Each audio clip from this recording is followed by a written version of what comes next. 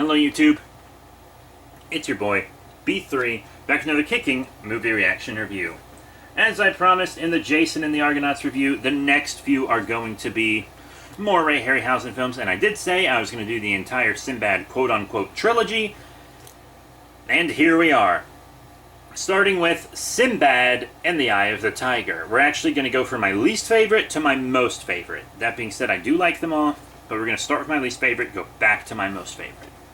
Nice. Not going to do them in order. Well, maybe. I don't remember exactly the years they all came out, to be completely honest, but I'm pretty sure Seventh Voyage was first. So, Sinbad and the Eye of the Tiger. Special effects by Ray Harryhausen. Let me read you the, back of the box. I do have it on DVD. Sinbad, played by Patrick Wayne, daring sailor and Prince of Baghdad, sets sail towards Charnak, seeking permission from Prince Qasim to wed his sister Farah, played by Jane Seymour. But Sinbad discovers that Qasim has been placed under a spell by their fiendish stepmother. Stepmothers are always fucking evil. Zenobia, played by Margaret Whiting, to break the wicked spell. Sinbad must set forth on a journey unlike any ever traveled. Awaiting him on this perilous voyage is an assortment of beasts beyond one's wildest imagination. Among the creatures encountered are the Minotaur, a bronze colossus, a giant troglodyte, a saber-toothed tiger, and an almost human baboon. The incredible animated special effects by Ray Harryhausen will keep you spellbound as you sail with this Sinbad classic. This is another Charles H. Schneer production from Columbia Pictures, just like Jason and the Argonauts, starring Patrick Wayne and Taryn Power, co-starring Margaret Whiting, Jane Seymour, Patrick Troughton, screenplay by Beverly Cross, who also worked on Jason and the Argonauts, story by Beverly Cross and Ray Harryhausen, creator of special visual effects Ray Harryhausen, produced by Charles H. Schneer and Ray Harryhausen, and directed by Sam Wanamaker. Yeah, it's about 114 minutes, and it says rated G on the box. I would give it a solid PG. There's violence, there is death, so maybe G for back in the day. I think my DVD copy is from like the late 90s. No, my copy is from the year 2000. The film is from 1977, so keep that in mind. Yeah, Sinbad and the Eye of the Tiger. Fans of like prehistoric shit, which is a lot of my viewers, most of them probably, will probably prefer this one for that reason. If that's kind of a thing that really gives you a chub when you're watching movies. It's got like this whole kind of pseudo prehistoric world, but it's more like it's prehistoric, but it's not dinosaurs. Just keep that in mind. Ray Harryhausen has worked with dinosaurs before. He was a huge dinosaur fan. One of his main influences, King Kong. Actually, that was his main influence entirely, which is full of dinosaurs. He loved dinosaurs. But there's no dinosaurs in this movie. There are prehistoric Cenozoic animals, though. And the Cenozoic is the age of mammals, which we currently live in now. This is just earlier in that. So it's got like kind of this troglodyte ancient man, but instead of being human-sized, he's like giant, has a horn, There is a saber-toothed, quote-unquote, tiger. I don't want to call it a saber-toothed tiger. Saber-toothed cat. But there's something a little different about this saber-toothed cat. There's like a giant prehistoric walrus. I'm not sure if that was something that actually existed, to be completely honest. But, yeah, they're doing the whole trip to get rid of his friend's curse. Not only for the wedding, but also just because he's his friend. Like, it's very obvious that even if Sinbad didn't want to marry his sister, Sinbad would still absolutely give his life to help Khalim. That's absolutely evident. Just FYI.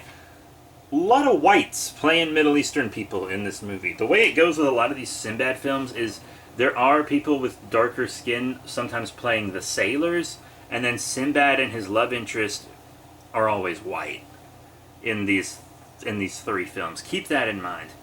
But the evil stepmother, like, she wants her biological son to take the throne, which is why she cursed the prince, and she has this like robot minotaur powered by magic called the Minoton. He's pretty cool. I think there's an X Plus figure of him. I actually have a few X Plus Ray Harryhausen figures. I actually have the X Plus Talos from Jason and the Argonauts, which we reviewed last time.